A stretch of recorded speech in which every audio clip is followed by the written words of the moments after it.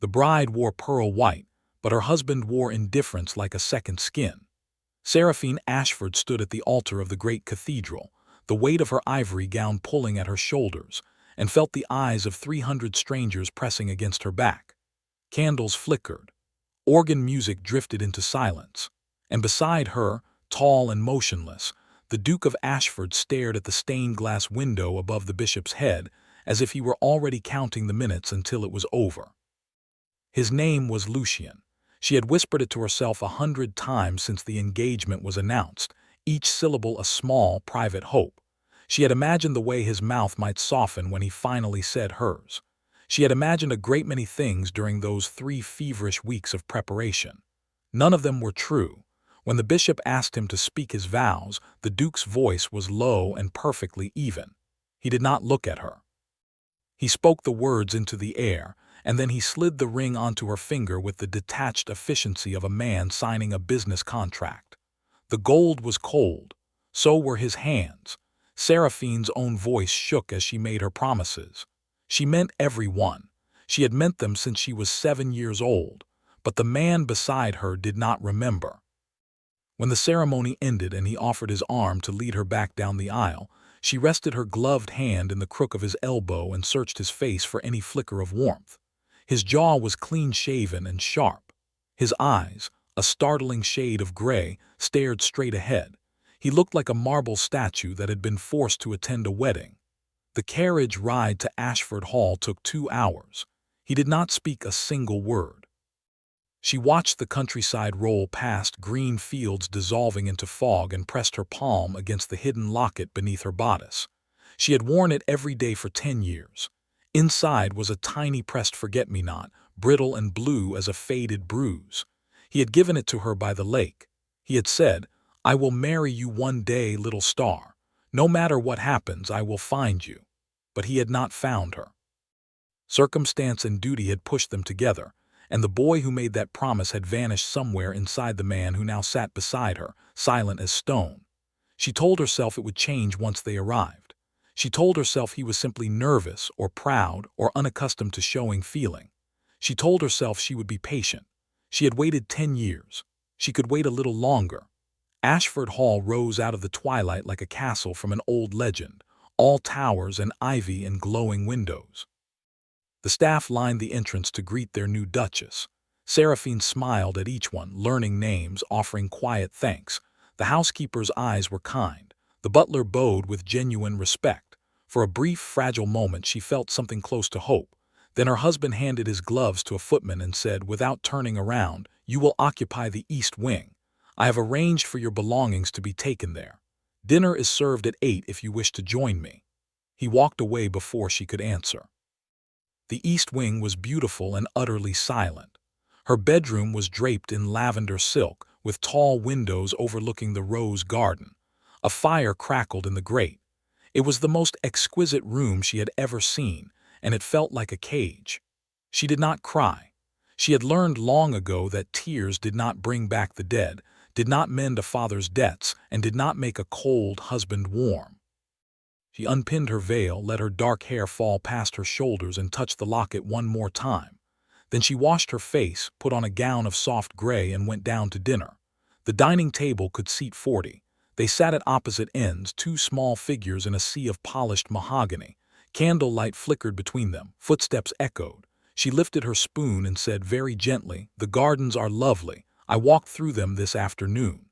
He glanced up as if surprised she had spoken. "Yes. My mother designed them. I would like to know more about her if you ever wish to speak of it." Something flickered in his gray eyes there and then gone. He returned his attention to his plate. "There is little to tell. She died when I was a boy. I am sorry." He did not respond. The silence stretched, thick and heavy as velvet. She tried again. "Perhaps tomorrow we might take tea together. I would like to learn about the estate and about you." He set down his fork with a quiet clink. "I am occupied tomorrow. Mr. Hale, the land steward, can answer any questions you have about the estate." "I was not asking about the estate." The words hung in the air. He looked at her then, truly looked at her, as if seeing her for the first time since the wedding. His gaze was sharp, searching, almost uncomfortable. Then he stood. "I have ledgers to review. Good evening." She sat alone at the enormous table, listening to his footsteps retreat down the marble corridor, and felt the hope she had nurtured for 10 years begin to splinter at the edges. The days that followed were a study in quiet heartbreak. He was not unkind. He was never cruel, never sharp. He simply was not there. He rose early, worked late, and treated her with the distant courtesy one might offer a visiting dignitary. She wandered the great house alone, trailing her fingers over ancient tapestries, speaking softly to the servants, learning the rhythm of a place that did not yet feel like home. She learned other things too. She learned that the Duke had inherited his title at 12, after his parents drowned in a boating accident on Silver Lake. The tragedy had shaped him, closed him off, forged him into a man who trusted no one and felt nothing he could not control. The staff spoke of him with respect and a kind of protective sadness. He was a good master, they said. A fair one, just not a warm one. Seraphine understood loss. Her own mother had died when she was young, and her father, a gentle but impractical man, had slowly gambled away their fortune. When the Duke of Ashford's solicitor had arrived with an offer of marriage and a promise to settle all debts, it had felt like a miracle. She had not told her father the real reason she accepted. She had not told anyone. She had only pressed her hand to the locket and whispered, "I am coming, my lake boy, I am finally coming." But the lake boy was gone. 3 weeks after the wedding, she found the portrait gallery. It was a long, shadowed corridor lined with gilded frames, each one holding the face of a long-dead Ashford. She walked slowly, studying jawlines and eye colors, tracing the family resemblance down through the centuries. Near the end of the hall, she stopped. It was him. A boy of perhaps 9, with wind-tousled dark hair and a grin that cracked his whole face open. He was sitting on a stone bench beside a lake she recognized instantly. Silver Lake. The water sparkled behind him, and in his hand he held a small silver chain. A locket, the locket. Her breath caught, her knees went weak. She sank onto a velvet-covered bench and stared at the painting, her heart hammering so hard she could feel it in her throat. He had been so happy then, so open, so bright, so full of light. What had happened to that boy? She knew the answer, of course. The accident, the drowning, the parents who went into the water and never came out. But knowing did not make the loss any easier to bear. She reached up and touched the hidden chain around her neck. "I remember," she whispered to the painted boy. "I remember everything." And she made a decision. She would not beg for his love. She would not chase a man who did not want to be caught. But she would also not abandon the promise she had carried for half her life. She would become the kind of duchess this house deserved. She would tend his lands, care for his people, and stand quietly at his side. And perhaps, if fate was kind, the boy in the painting would one day look out through the eyes of the cold Duke and see her. Perhaps. Lady Celeste de Lacroix arrived on a Thursday afternoon, bringing with her the scent of French perfume and the easy confidence of a woman who had never been made to feel unwelcome. Seraphine was in the drawing room, reviewing household accounts with Mrs. Pemberton, the housekeeper, when the door opened and the Duke walked in. On his arm was a vision of honey-colored hair and laughing green eyes, dressed in a riding habit of emerald velvet. "Celeste will be staying with us for a few weeks," the Duke announced. "Her father's estate is undergoing repairs. I trust the blue suite can be prepared." It was not a question. Seraphine rose, smoothing her gray day dress, and offered a warm smile. "Of course, I will see to it personally. Welcome, Lady Celeste." The woman's smile was dazzling and perfectly polite, but her eyes swept over Seraphine with a swift, assessing glance that missed nothing. "How kind you are, Your Grace. Lucien has told me so little about you. I confess I am desperately curious." Lucien. The name slipped off her tongue like silk. Seraphine felt a small, sharp twinge beneath her ribs. She smiled through it. "There is not much to tell," she said lightly. "I am still learning my way." Celeste laughed, a musical sound. "Oh, you shall learn quickly, I am sure. Lucien can be a difficult tutor, but he is worth the effort." She touched the Duke's sleeve with a familiarity that spoke of years of friendship, or perhaps something more. The Duke did not pull away. He did not even seem to notice. He simply nodded and said, "I will leave you two to become acquainted. I have matters to attend." He was gone before Seraphine could draw breath. Celeste lowered herself onto a settee and arranged her skirts with practiced grace. Poor Lucien, he works too hard. I have been telling him for years he needs more laughter in his life. Perhaps you will be the one to provide it. There was nothing unkind in her tone, and yet Seraphine felt the sting of implication. She took a seat across from her guest and folded her hands. I hope to try. Celeste tilted her head, studying her. You have a very serene face, Your Grace. I imagine you are a patient woman. That will serve you well here. Seraphine did not know if it was a compliment or a warning. She chose to hear the former. Thank you. Over the following days, she had ample opportunity to observe the bond between the Duke and Lady Celeste. They rode together in the mornings, their laughter drifting up to the windows. They shared inside references at dinner that left Seraphine smiling blankly. They played chess in the library until late, their murmured conversation seeping under the closed door. Seraphine told herself it did not matter.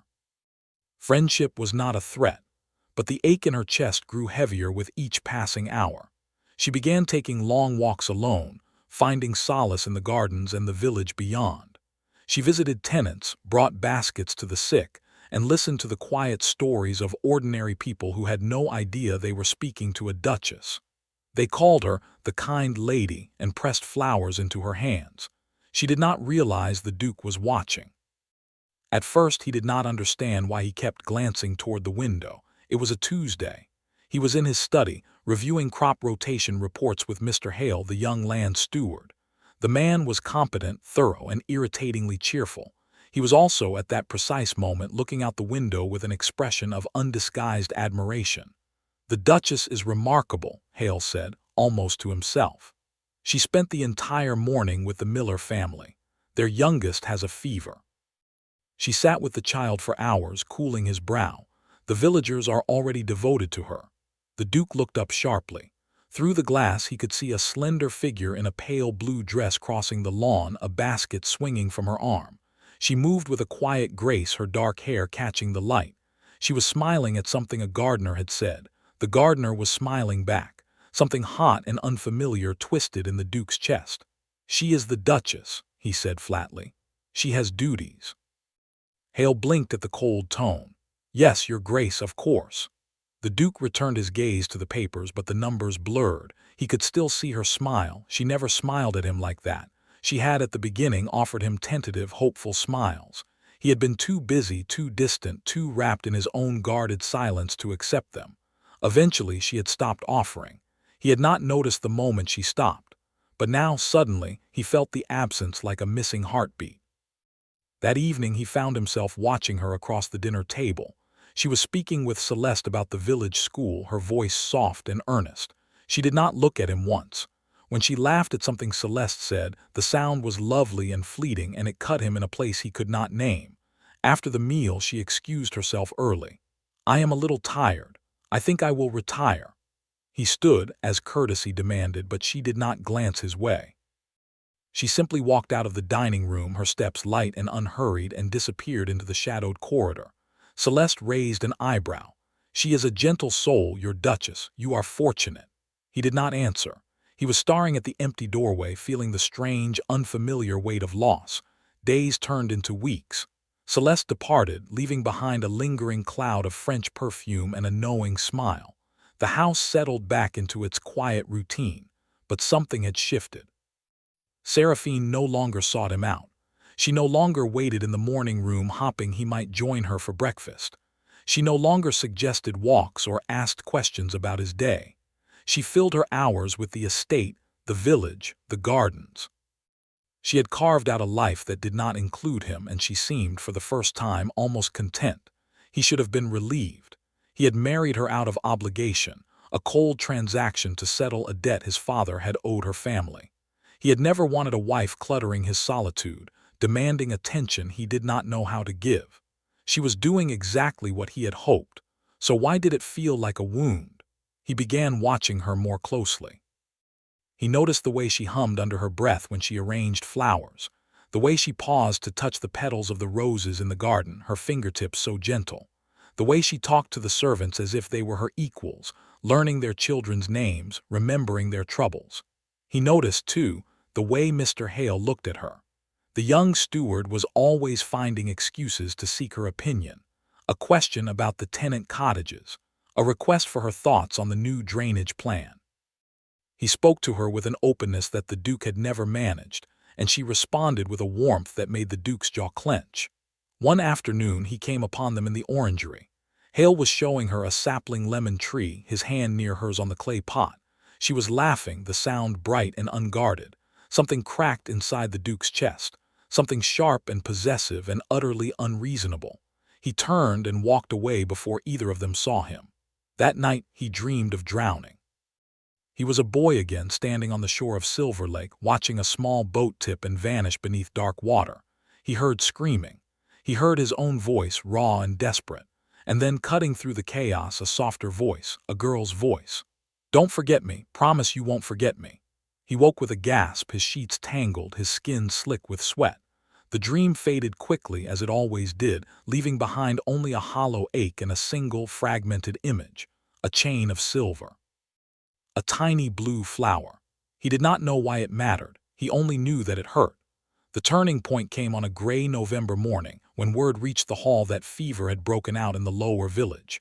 Seraphine did not hesitate. She gathered herbs and clean linens, summoned the housekeeper, and set out in the carriage before the Duke had finished his breakfast. He was informed of her departure by a nervous footman.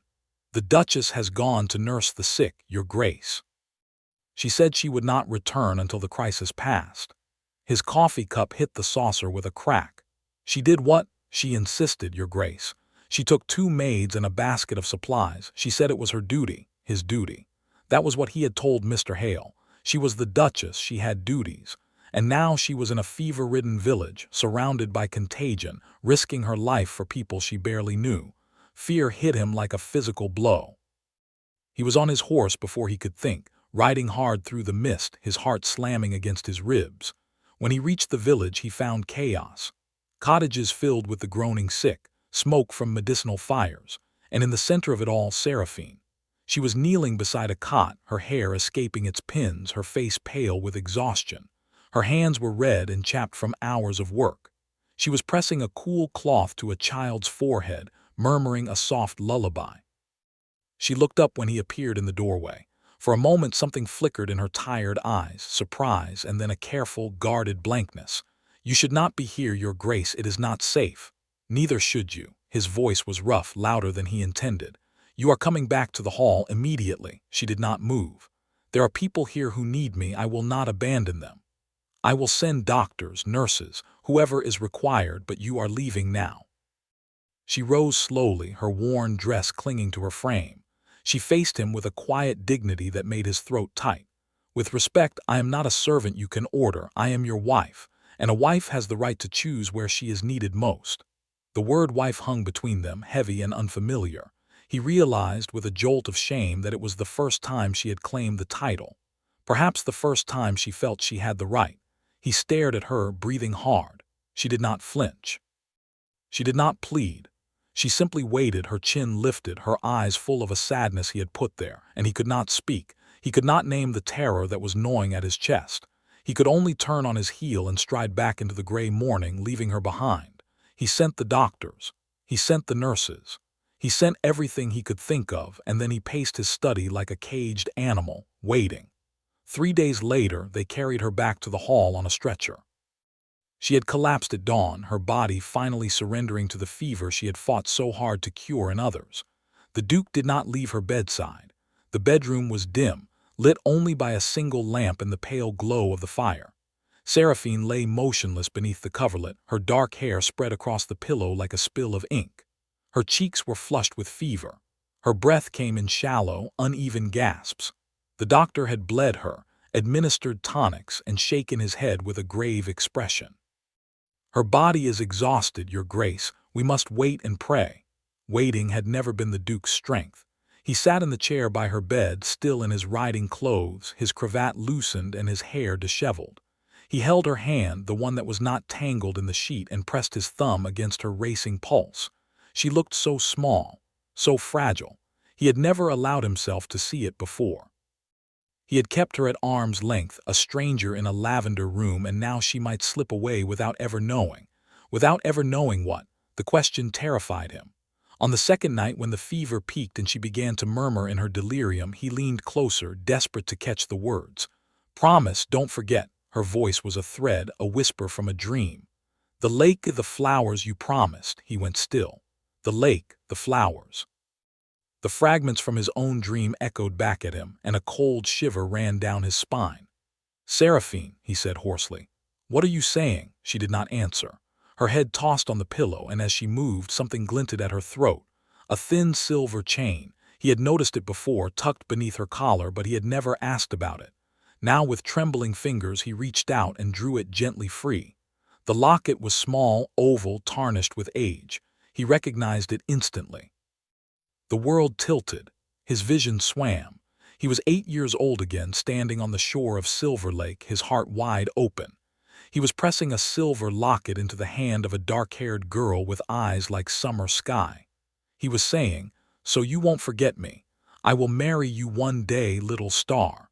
No matter what happens, I will find you."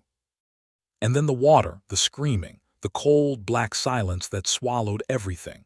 He had buried that summer. He had buried his parents, his childhood, and the promise he made. His mind had locked it all away behind a wall of grief so thick that even the memory of her face had vanished.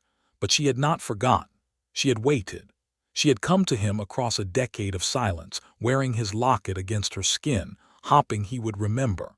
And he had treated her like a stranger. The sob that broke from his chest was raw and jagged. He pressed the locket to his lips, his shoulders shaking. "I am sorry. I am so sorry. Little star, please don't leave me. Not now, not when I have only just found you again." The fire crackled. The wind whispered against the windows. He wept without shame, holding her hand against his cheek, his tears falling onto the coverlet. Sometime before dawn, her fever broke. The first thing Seraphine saw when she opened her eyes was the Duke. He was slumped in the chair beside her bed, his head resting on his arms, his dark hair a rumpled mess. He looked exhausted, unshaven, and utterly undone. He also looked for the first time like the boy in the painting. She stirred, and he snapped awake instantly. His gray eyes, red-rimmed and wild with relief, met hers.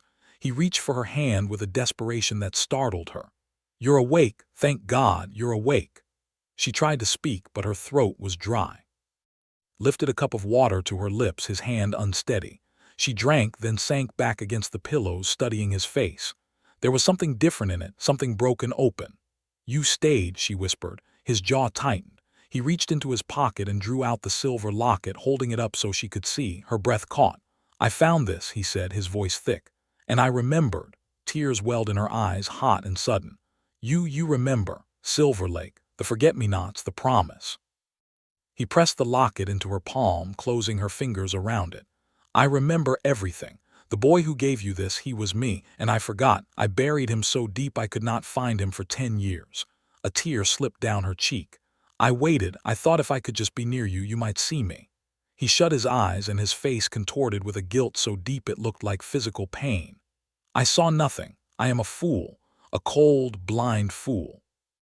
You came to me carrying all that hope, and I gave you nothing but silence." He opened his eyes and looked at her with an intensity that stole her breath. "Can you ever forgive me?" She gazed at him, this man she had loved since childhood, this man who had broken her heart without ever meaning to. She saw the cracks in his armor, the raw, terrified hope in his eyes. "I forgave you years ago," she said softly. "I only ever wanted you to remember." He lifted her hand and pressed his lips to her fingers, his breath warm and unsteady. "I love you," he said, the words rough as gravel. "I think I have loved you since that summer, but I was too lost to know it. I love you, Seraphine. I love you too late, but I love you with everything I have." She reached up and touched his face, her thumb brushing the sharp line of his cheekbone. He leaned into her hand like a starving man offered bread. "It is not too late," she whispered. "We are both still here." He kissed her then, a kiss that was half desperation and half reverence, a kiss that tasted of tears and 10 years of waiting. It was not elegant, it was not practiced, it was real. And when he pulled back, he rested his forehead against hers and breathed as if he had just surfaced from deep water. "I will spend the rest of my life making you believe it," he said. "Every day, every hour, you will never wonder again." She smiled, weak and trembling, and the locket pressed warm against her heart. "I already believe you, Lake Boy." The weeks that followed were a slow, tender healing. He did not return to his cold ledgers and distant silences. He ate breakfast with her every morning, learning the small things, how she liked her tea, the way she hummed when she was thinking, the stories behind the faded scars on her hands. He told her about his parents, the accident, the years of loneliness he had never shared with anyone. She listened, and she did not look away. They walked together in the gardens, his hand never leaving hers. He showed her the portrait in the gallery and stood beside her, his voice raw as he described the boy he had been. She kissed his cheek and told him that boy was still there, older and a little wounded, but still hers. The staff noticed the change. Mrs. Pemberton confided to the butler that she had never seen the master smile so often.